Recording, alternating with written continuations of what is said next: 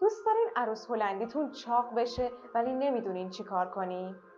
چی به عروس هلندی بدیم که هم تقویت بشه و هم زیادی چاق نشه؟ به نظرتون اگه عروس هلندی چاق بشه واسش ضرر نداره؟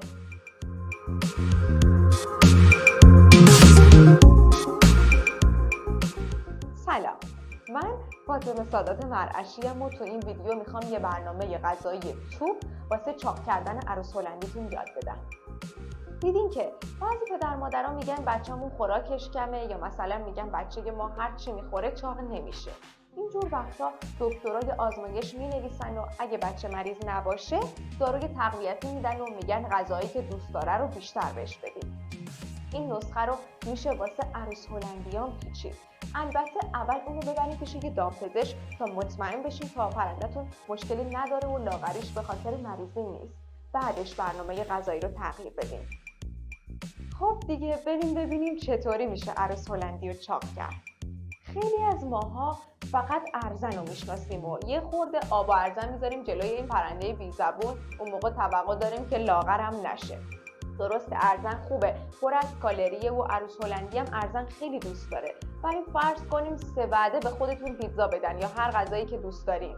دیگه بعد یه مدت از اون غذا زده میشین که هیچ سوء هاضمه میگیرین، چون همه پروتئینا، ویتامینا و مواد معدنی به بدنتون نمیرسه.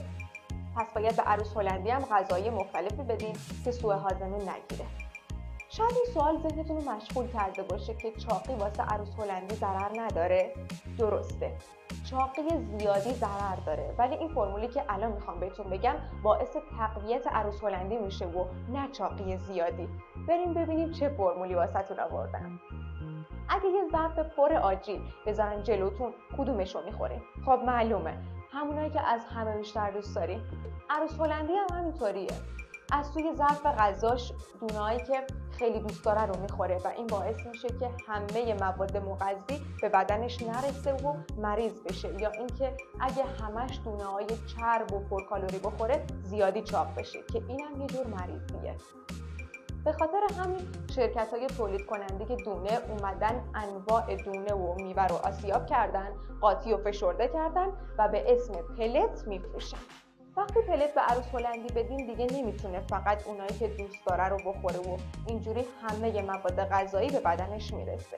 پس پلت میتونه یه غذای خیلی خوبی واسه عروس هلندی باشه و شما میتونین از اون همیشه توی ظرف غذایی پرنده بریزین. این اولین قدم بود، ولی خب نمیشه که فقط بهش پلت بدیم.